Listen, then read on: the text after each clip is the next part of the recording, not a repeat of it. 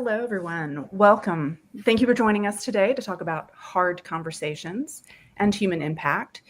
You are likely joining us today because you are facing some hard conversations of your own. So take a moment to settle in and become present. We're glad to have you with us for the next hour. My name is Saskia Benjamin. I am a fundraising and executive leadership consultant with Purpose Possible, and I will be moderating the session today with our guests from TriNet, Beth Perlak and Patricia Quattlebaum. Before we get into our discussion, let me tell you a little bit about Purpose Possible and how this webinar came about. Purpose Possible is a consulting firm that works with mission-driven organizations. Our team provides services in leadership development, fundraising, organizational strategy, communications, and strategic philanthropy. Our offices are based in Atlanta and Washington, D.C., but we have clients and consultants across the country.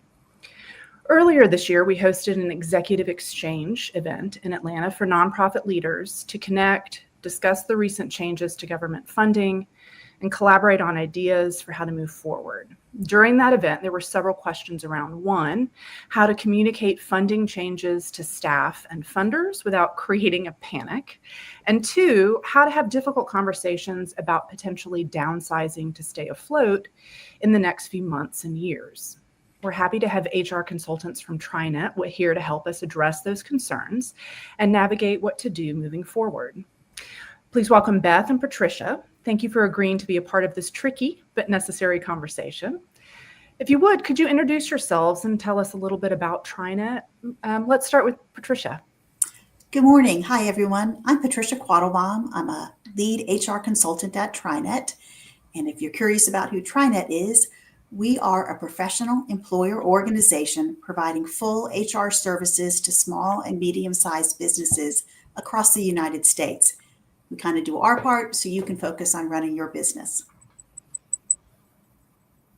Hi, and I am Beth Perlak. I'm also from TriNet. I'm a lead organizational development consultant. So I work with our clients doing things like communication planning and talking about compensation, talking about those difficult conversations. So I'm really excited to be part of this conversation today. Great. Welcome. Thank you both. Before we get into the conversation, if anyone watching has not completed the registration form and would like to receive the notes and recording from this webinar, please complete that form as soon as possible, either during this webinar or immediately after. We will add the link to the comments, or you can find a link on our website at purposepossible.com/blog.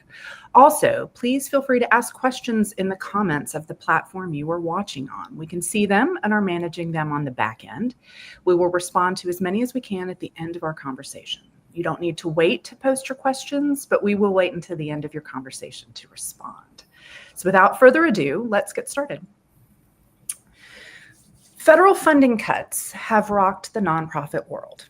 Many organizations are still assessing how they will make up for the losses, if at all. In the next 6 to 18 months, these financial strains may lead to major changes for many organizations. How can nonprofit leaders begin conversations with staff and boards about funding challenges in a way that is transparent, but doesn't create unnecessary fear or panic? I'll kick us off with this one. I think it's really tricky, right? We wouldn't be having this conversation if it was easy. So I do want to acknowledge it's going to be a challenge to kind of find that line. But what you want to think about is you want to be as transparent as possible. With, many of the funding cuts and things that are happening, it's very public knowledge about what the environment is right now and the difficulty that there is there. So it should not be necessarily a surprise to all of your members, but, being transparent as is reasonable, right? You don't need to show the balance sheets. You don't need to show exactly the pennies, but, be aware and acknowledge the difficulty that is coming up. So, find that place where you're acknowledging what is out there already, the information, and then also providing enough context, right? Keeping in mind, especially for nonprofits, you have a very clear vision and purpose for what your organization is there to do. and explain how you're going to be keeping those at the center of the decisions you make as you are dealing with this difficult area, right? How can you keep to make decisions that align with furthering those aims for your organization? And in every conversation around this where people are, we're looking, they are fearful and there is panic, we want to include some forward steps, right? What are we doing this quarter? What are we doing this year? How does this impact the next event or the next milestone we have? And how are we adjusting and preparing for that? How are we as much as possible being proactive? So, I think that's you have to communicate this information and you don't want to not communicate it. But you want to contextualize it so that you can minimize as much as possible that fear and panic. Great. What best practice guidance can you offer leaders about how much to share, when, and with whom? It's not going to be a one size fits all, right? It's going to be really dependent on the situations, and how fast you have to move and the impact that it might have. As much as possible, I think, though, these are great questions to be asking, and we want to be planning our messages and our communications. We also want to make sure, when we consider that whom, we have different people we're delivering maybe the same core message, but how we do it and what exactly the information we're sharing, we want that to be tailored to our audience. We want to have consistency across, right? The last thing we want is maybe a client to talk to an employee and share different information one way or the other. But like I said, that how we're contextualizing it and how we are, the other things we're including in that messaging might be different. And that, just also want to remind everyone that we need to consider both internal and external stakeholders. When, if something is happening internally, rumors can run very quickly. And also, we're working with people, we're interacting with people.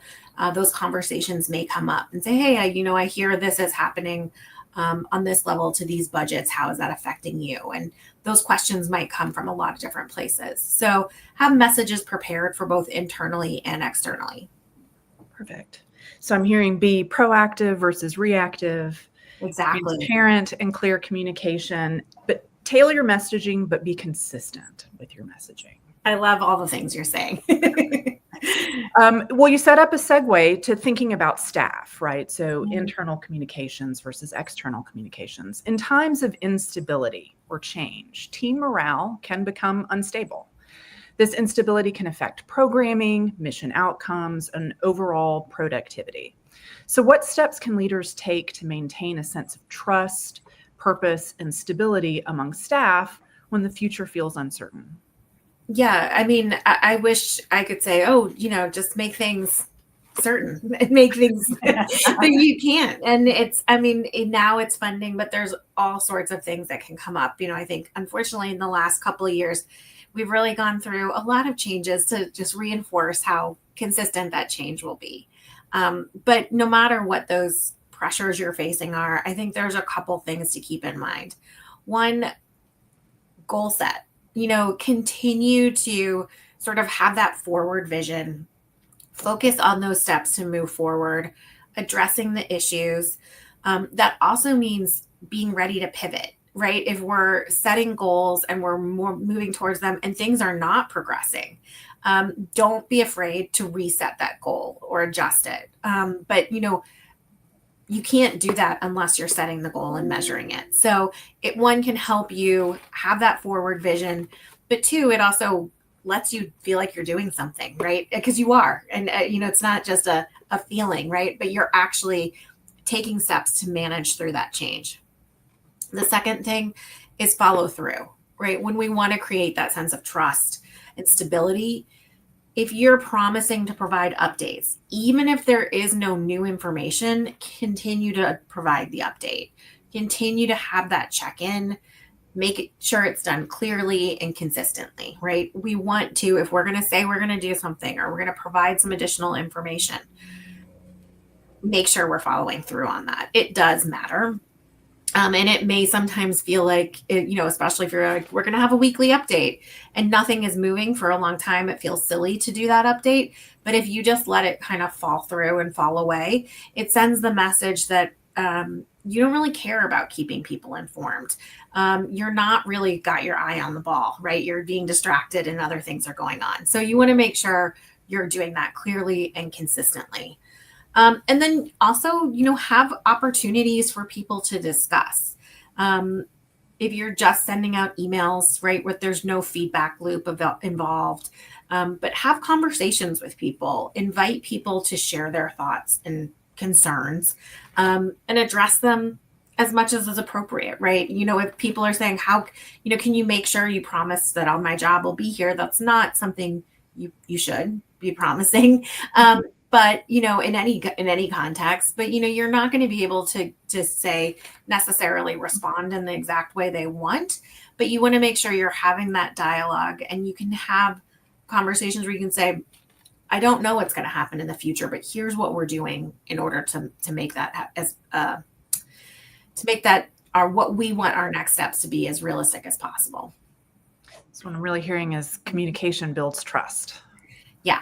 It definitely does. Beth, I would so agree with that. I think in the absence of information, people can go down roads that aren't even possibilities. Exactly. And so if you do say, we're going to follow up with you, and you don't, they don't think, oh, you lost track of time, or oh, it means, oh no, something really bad is going on and it's so bad they can't even tell me about it. And so, right, even if I don't have an update, we're still going to do the check-ins that I promised. That's an excellent. Exactly. How can we as leaders prepare to answer difficult questions that we may or may not have clear plans or answers for? Practice. I think it's sort of, it seems obvious, but we often forget, we get nervous about doing it. We're not sure, we don't know, so we don't want to focus on it, but try things out. Sit in your office and talk to yourself, or at home, or in your car. How would you respond to different questions? Try to think through. You're not going to figure out every question, and you still may get a question that catches you off guard. But the more practice you have sort of thinking about this is what's important and what I want to make sure I'm continuing to, have that clarity and consistency around. When you have those sort of things in your mind and on the tip of your tongue as it is, when those questions that you hadn't thought through, you have that sort of framework and language to already kind of start that conversation and direct it to where you need it to go. Other things to keep in mind in these difficult questions, be honest. If there are dependencies or conditions that are still moving and things are uncertain, it's okay to not know. It's one of the most, trust building things you can do is say, I don't really know right now. We're working on that, or here's what we are doing, and create that outline for people, that you're not ignoring it, right? You're not putting your head in the sand, you're addressing it, but you don't know. And we won't know for a while, or we don't know when we're going to know. And how, but let them know what you are doing to be ready. And then just as sort of a cautionary about any promises, right? We want to tell people things are going to be okay. We want to believe things are going to be okay, and whatever that means, right? Whether there's job protection or certainty around other things. And if there's really, if you don't know if it's always going to be possible, try not to make those promises. That also can erode that trust that's so important in these difficult times. We want to have that. We don't want to be building that trust. We want to be leaning into the trust we have. So we're making sure we're not harming it in any way. Are there any pros and cons to full transparency versus sharing only need to know information? Yeah, I think there are pros and cons to both, which is why it's always not always clear how to walk that line, right? I think the pros of transparency are that it does help build that trust, right? We're being very obviously we're being very transparent, but we're being very open about what's going on. We're letting people really see all the inner workings. And things are going to be a little bit less unexpected maybe for people, right? If they have full vision into what's happening. The cons, though, of being fully transparent is the information can be overwhelming, right? Especially if this isn't information that people are regularly interacting with, right? If there is information about, for example, the organization's finances, or maybe there's not really a full understanding of how grants and funding come through and work at all, anyway, on certain levels for certain roles. And, too much information is not very helpful either, right? It can really muddy things and create new anxieties where those didn't exist before.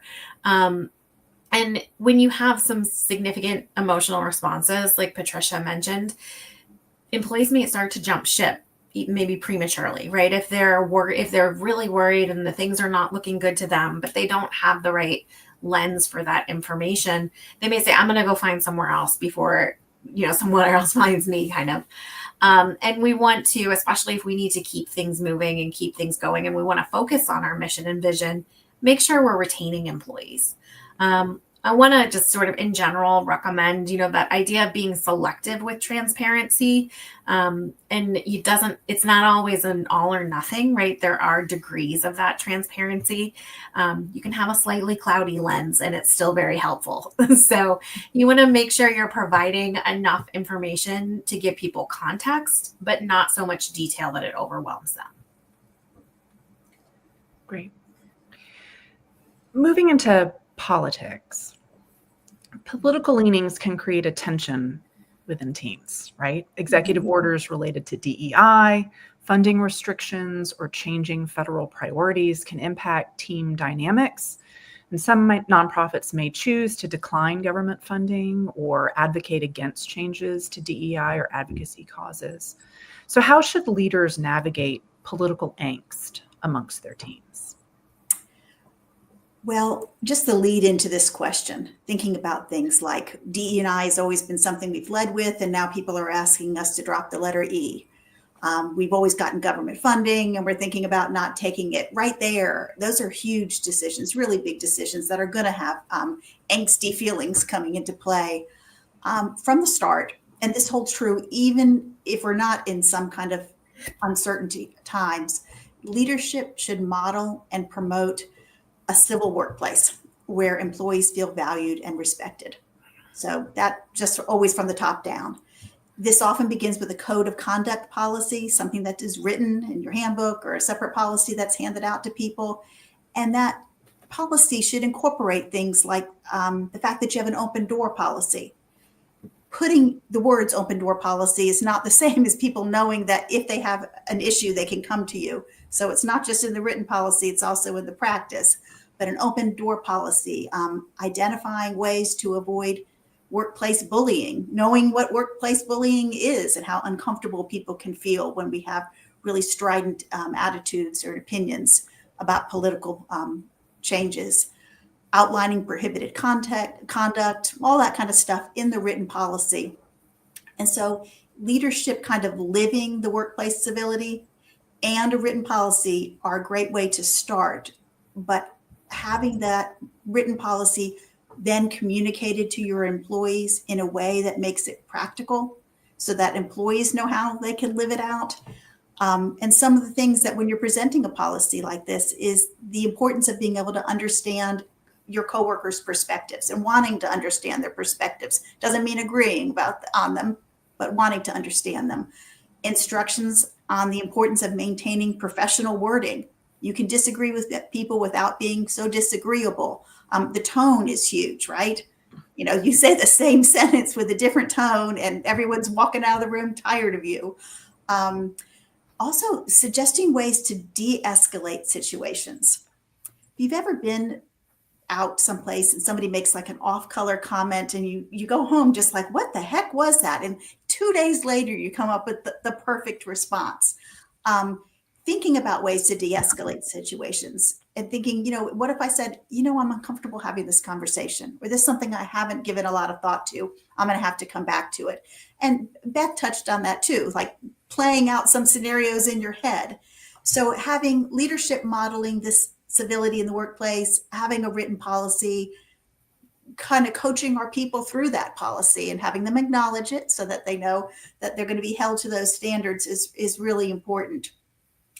Some of your organizations might have missions that are political in nature to begin with, and that makes it even harder. And so you may want to go in and have an actual policy that addresses political activity. If that's the case, I would want to consult with legal counsel to make sure that your policy did not infringe on any rights provided by something like the National Labor Relations Act or any other laws that might apply. But that would be a good start. If an organization doesn't have a code of conduct currently in place, is there a bad time to create one? Like, is it okay to create one in the midst of turmoil that's happening? That's a good question. I think it's always appropriate to create things that maybe you didn't need before. And so in response to the situation, instead of it being like we're just covering ourselves and we're going to write everything you can't do, it's like, no, this has changed. This wasn't a factor before, and we're trying to represent that. What we don't want to do is somebody does something wrong and then we say, you have violated a policy that we didn't have, but we made one so we can hold you to it now. And so there might have to be given a little grace for people who really maybe weren't following that policy because they weren't aware of it, and kind of using it as an opportunity to get your employees to understand how they need to conduct themselves in the workplace. What should leaders consider when communicating values-based choices to both staff and external stakeholders? Yeah, I think, when we think about those communications, giving that context is always, why are we doing this? What is this decision based in? And really connecting it to that mission and vision of your organization, right? I'm assuming that's where most of those values-based choices are going to really reside, right? We're making this decision because it aligns with how we operate in the world or our purpose. How can we, it's important for us to do this, right? We're making this choice intentionally because it furthers our mission or it aligns with our mission. And, depending on your organization and how clear those choices maybe do or don't align, right? It may be something that you hadn't really thought about, but as it's appearing and as it's coming up, this is the right way to go from that sort of values-based decision. Be prepared for what reactions and responses might come about on both sides. You might have employees who are very excited and very, it really lights their passion to see you make these choices. And you may have some that begin to question if this is the right place for them. And really think about what those implications might be and how you're going to manage potential outcomes. You may want to consider consulting with counsel, depending on, what type of step that may be, especially if it, unfortunately in this climate, there's possibility that it could endanger funding or things like that. And, make sure you understand those risks before you jump into it so that when those concerns are raised by your employees, how to respond to that, and the answer may be, we know what the risk is and we're thinking this through, but this is still that important.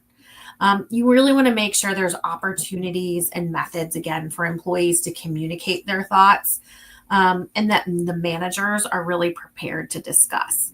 You don't want someone feeling like there's no one to talk to, so they go to a public platform and sort of voice their concerns there, right? You want to have that open conversation internally. So while you may be making an intentional stance, you want to also still continue to have an open dialogue with people who may feel differently. Great. Just want to jump in and say, as a reminder to folks who are joining us today, if you have questions, please put them in the comments section. We're coming up on the last few questions for our speakers, and then we'll turn to your questions.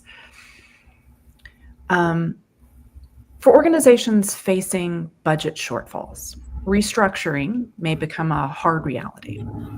When reorganization is unavoidable, fairness and compliance are critical. What best practice guidance can you give on developing fair, non-discriminatory criteria for restructuring or staff reductions? Well, thank you for that hard question. First, you want to decide what it is that you are trying to solve for, and then work your way back to that end. Your decisions on who and how and when and what's going to change all need to tie back to those business reasons that you identified from the start.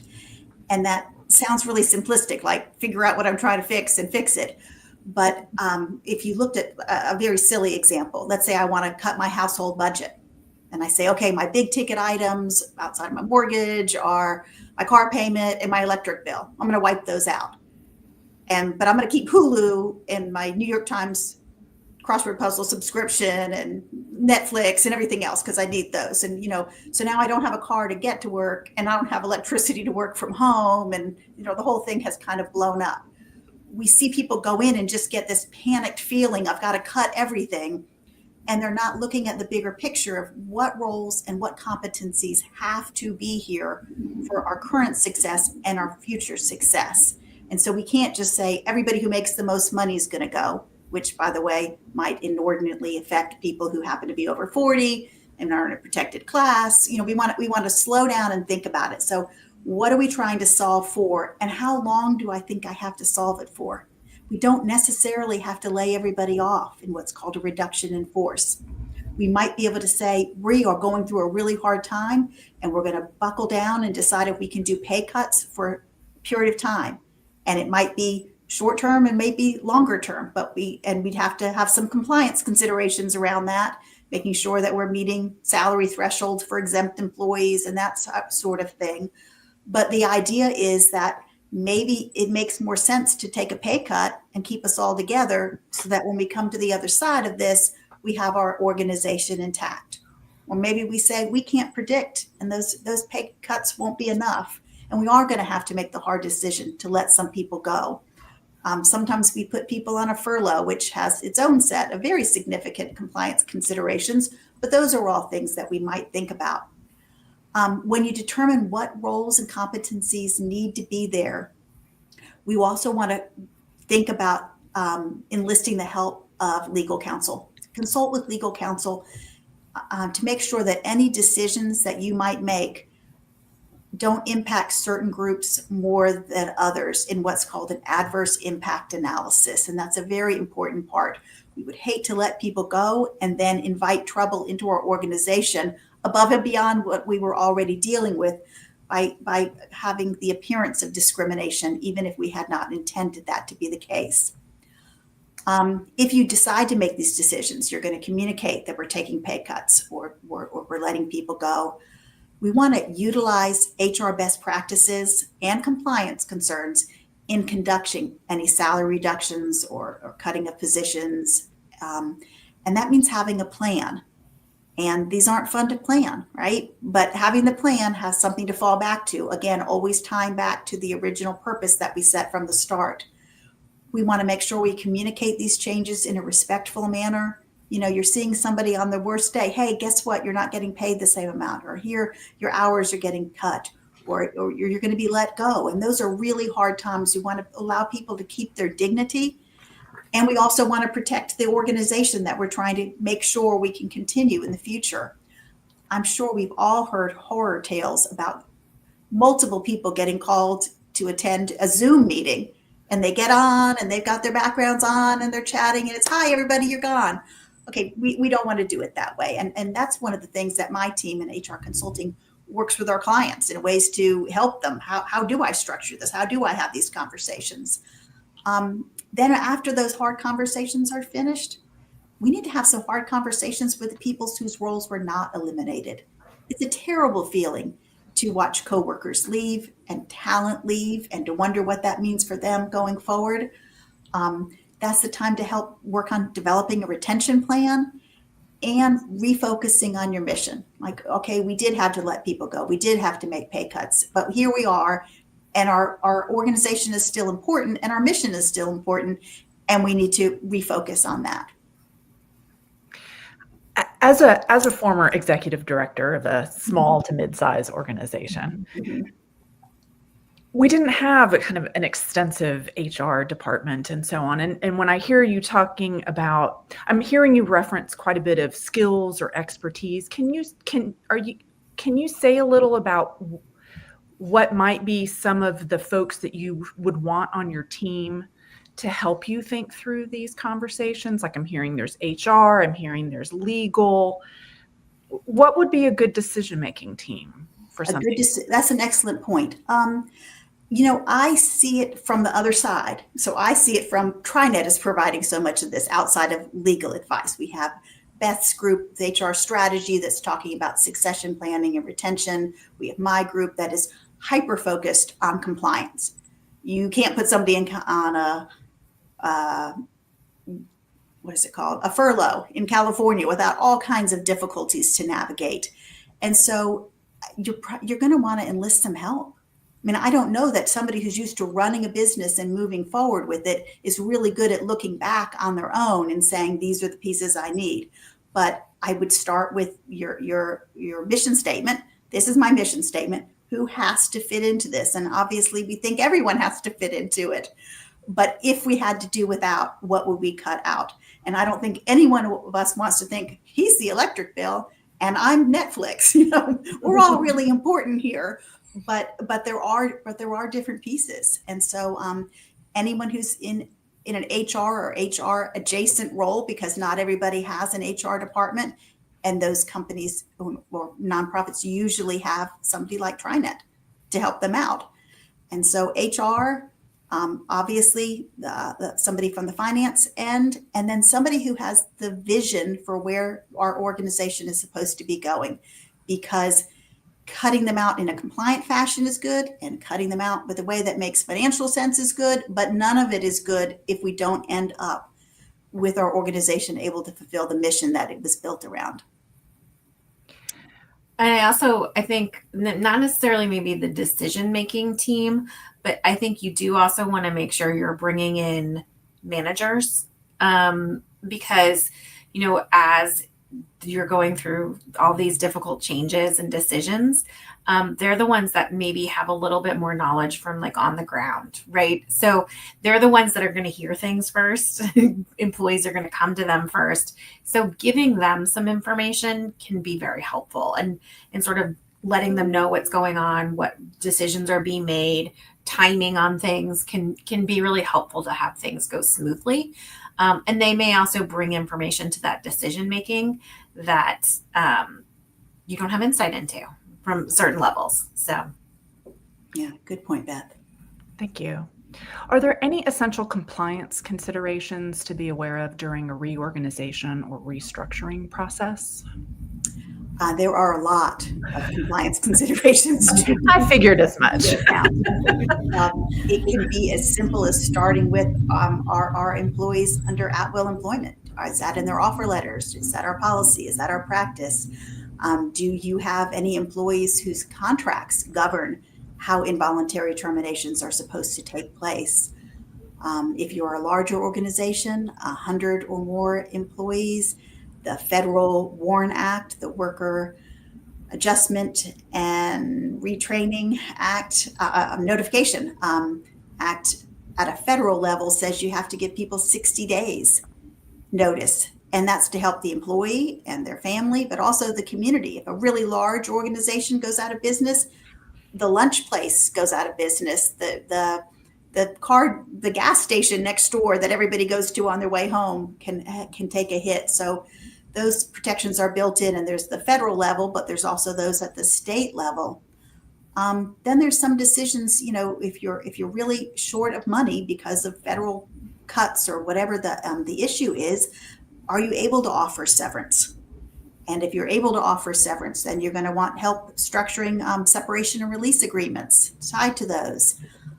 For many people, health insurance is a really big concern, and being able to provide reimbursement for COBRA expenses so that their health insurance continues while they're able to look for a new job is really important. There are additional protections, OWBPA, so the Older Worker Benefit Protection Act is for employers with 20 or more employees. The employment, the Age Discrimination in Employment Act. So as I mentioned before, if we get rid of everybody at a certain level and they happen to be over 40, that's a protected class. And there are other classes. That's just one example.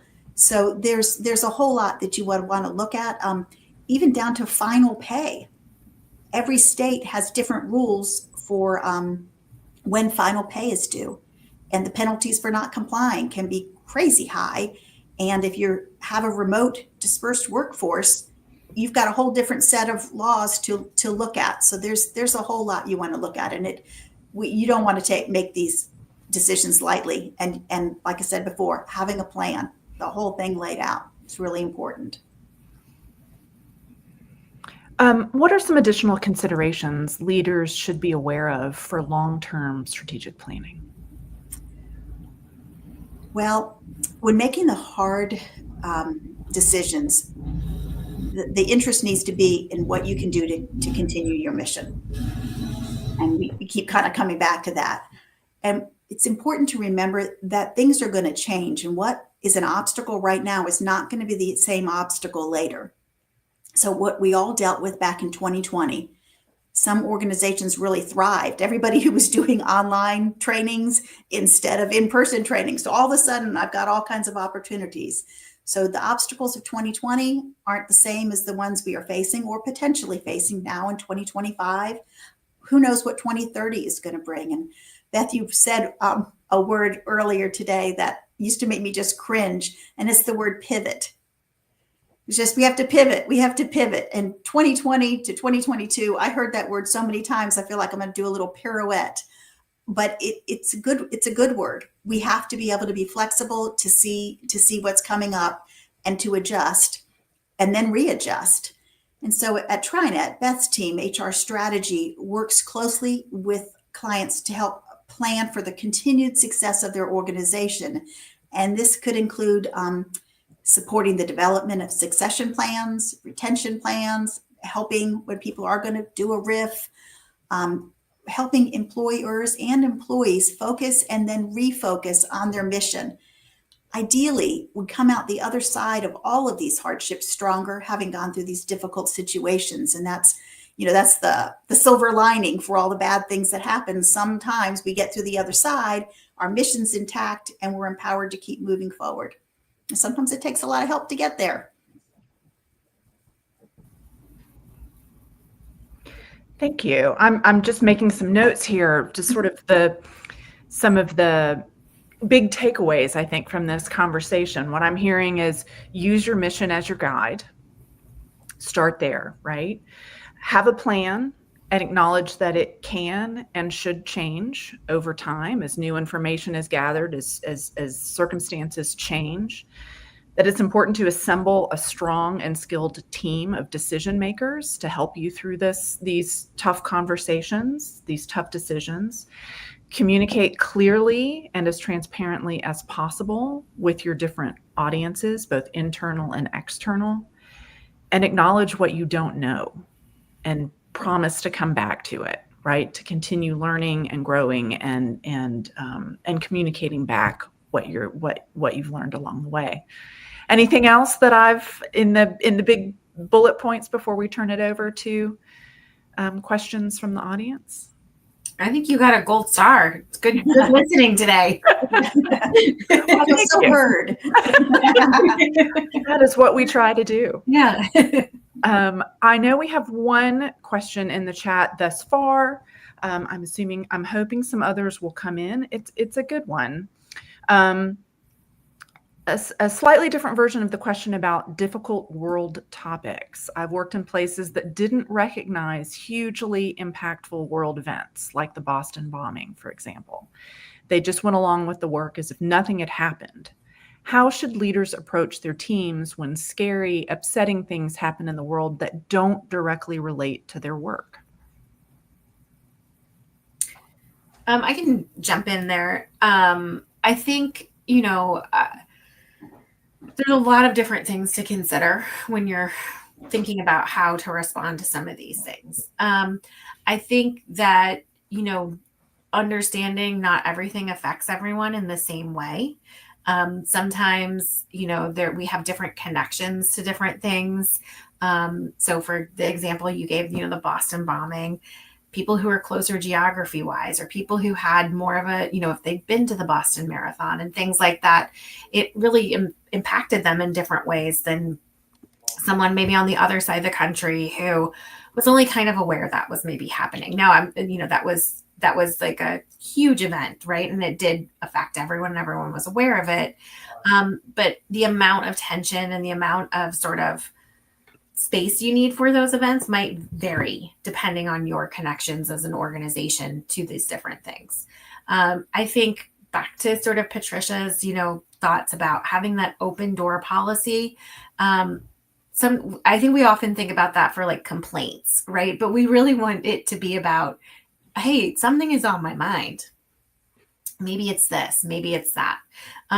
Be open to having conversations with employees about things that are going on that may be affecting them, right? So if it's not something you thought to address, or it didn't personally dawn on you that may be something that someone is really struggling, they can bring that to you and say, hey, this is going on.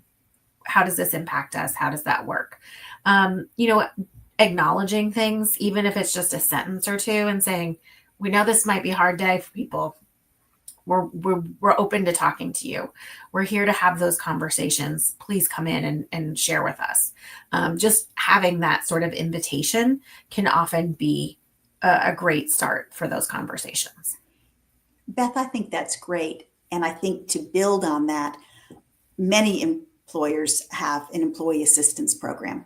Yes. And we think of an EAP as a place to go have individual therapy, and they can do so much more. It's not uncommon that they would have written materials on this very topic and how you might incorporate conversations and dialogue around this in the workplace, or a place that an individual might say, I was at the Boston Marathon and it was so traumatic and I want to talk to somebody. Mm-hmm. So it can give employers strategies for how to work with difficult nationwide topics, and it can also give the individual assistance. During the COVID years, I've never made so many referrals to an EAP. It was just a constant. And they have that phrase, we're not all in the same boat. We might be in the same storm. We're not all in the same boat. And so, the person who is in a large home and has great internet access was dealing with working from home a lot better than the person who bought a little tiny apartment in a great city that's now locked down and they can't leave their little apartment. And, it's a different situation. And so that was a great opportunity to direct people to an employee assistance program. And TriNet offers that through our benefits providers. And it's very significant offering. And I think as people become more and more aware of mental health issues and their importance and ranking it up there with physical health, we're going to see a lot more of that. And just an additional, I've had a lot of clients who have used the EAP, and it's a reminder, it doesn't just have to be a big event that they can help you with. So if you have an accident or a death of a colleague or a coworker, they can help you manage on the individual level, but also from the organization's perspective about, how do we talk about this? How do we sort of acknowledge that this thing or this this member of our community was affected, so you can have those, they can help you with those things as well. Yeah, good point. Another question for you guys. What should organizations look for when seeking HR or legal support? Are there any particular skills, experiences, expertise, qualifications that a nonprofit leader should take into account? HR is a really broad topic. People say, I have an HR question, and it could be benefits, it could be retirement, it could be Recruiting. Paid sick leave. It could be anything under the sun. And so what you want is someone who is either competent in all those areas or knows somebody who is competent in all those areas. And so if we're talking about a RIF, reduction in force, when I terminate somebody, knowing to look for at will, somebody who's going to know all the compliance concerns about final pay, somebody who's going to know the softer side about how we communicate this and with dignity and helping them move forward, somebody who's going to know how to stay on track with our mission. And so, shameless plug for TriNet, that's what we do. And we're not, Beth and I, our work overlaps greatly, and we're on part of a larger same team, but the work that we do is very different just because of that. And so legal counsel, I would just say it needs to be an employment lawyer. I have people all the time. Well, my lawyer says this. So they're a real estate attorney, and they're JD as much as anybody else is. And I think if you're going to buy some property, you should talk to them. But if you're going to consult legal counsel, it needs to be an employment lawyer. Yeah, I think a great thing is to ask, when you're talking to people or experts as you're looking to bring them in, have they dealt with your issue before? How did, if they can give you, just like you would interview, a new employee, asking them for information about what they've done in the past or who have they worked with, not details, obviously, but have they worked on these types of things before? Because as Patricia said, it can be so many different things. And you want to make sure you're going to get help with what you need. Another question has popped up. As an employee, how do you know when to stay and try to help stabilize things, and when it's healthier or wiser to leave? That's a good question. It is a good question. And it's Depends, so I'm going to guess. Yeah. It's so personal and it's so fact specific. So most people would say, if I am an employee, I should have my resume up to date. I should. I don't do it. I'm happy where I am. I float along, but we should do that. And I think that you need to look at your ability to make contributions to continue your organization's mission and your comfort level with doing so. And so if it's so much instability that it's affecting you personally and you're not able to bring your best self to the mission of your organization, maybe it is a good time to look for something else. But I will say, having gone through really hard times, COVID was really hard, and I watched, so many small and medium-sized businesses who really struggled. The people that stayed and came through the other side did feel stronger and more connected where possible. So like any career decision, you have to look out for yourself, and you have to look out for yourself within your organization and sometimes outside of your organization. Really hard decisions. I appreciate that question, Katie. Yeah. And one thing I would, and it's going to be different because this is a very personal question. I don't think it's going to be the same answer for every person. But, I would consider, if you're comfortable having that conversation with leaders at your organization, it's come to them and say, hey, look, I'm really struggling. Like, I want to stay and help, but I'm worried, and I have these other, there may be your own personal finances may require that you have to go. If there is, a pay cut or things like that in order to try to make things go, it may just not work for you. But if you, and not every situation this is going to be possible, but I would, think about, can I have this conversation internally and say, hey, look, this is what I'm thinking. Here's where my mind's at. What are your thoughts? What would you do in my specific circumstances? And, get their opinions on that. Because they may say, yeah, this is going to be really tough, but I think we are going to come out on the outside, and we need you. And here's why. And that may give you enough, vision to push through those difficult times. Or they might say, I'm really not sure. I don't really know what's going to happen. If stability is what you need, we're not going to have it for a while. And then you can make an informed decision. Laura Moody, who's one of our founding directors here at Purpose Possible, has posted. She said, internally, our team created a task force of leadership members to take the burden of monitoring the news about federal funding changes off of our team as a whole. We started producing a weekly digest of info for internal and external use, and we found this to be a valuable resource and took some stress off of our team. Do you see this as a solution that other organizations could use? I think, I mean, it sounds like it sounds like a great solution and it works really well for you. It has, it has that clarity, and then it also enables people to really focus on that mission of your organization and not kind of be, I don't want to say distracted by the noise, because that makes it sound like it's um, trivial, and it's certainly not. But, they can sort of do their work and have this other also important thing handled by another team. Um, I think it's a big ask though, and it's a lot to take on, right? So, um, it's one of those where you're looking at your resources and what you've got, and this may be when it may make sense to partner with other organizations, right, to create that task force type approach. But I think that can be a really great solution to get the information and create that cadence we talked about, and make sure you're delivering that information. I think it probably comes back a bit to mission as well, right? So if Yeah. you're an organization that is working in the advocacy space, for example, or does a lot of educational, a lot of outward communication normally, that might be a really great space for you as an organization to occupy within the broader ecosystem. But maybe if Exactly. you're a more internal facing organization, that might feel like a strain on Yeah. existing resources. So kind of a case by case basis there. Wonderful. I think we have reached the end of the comments.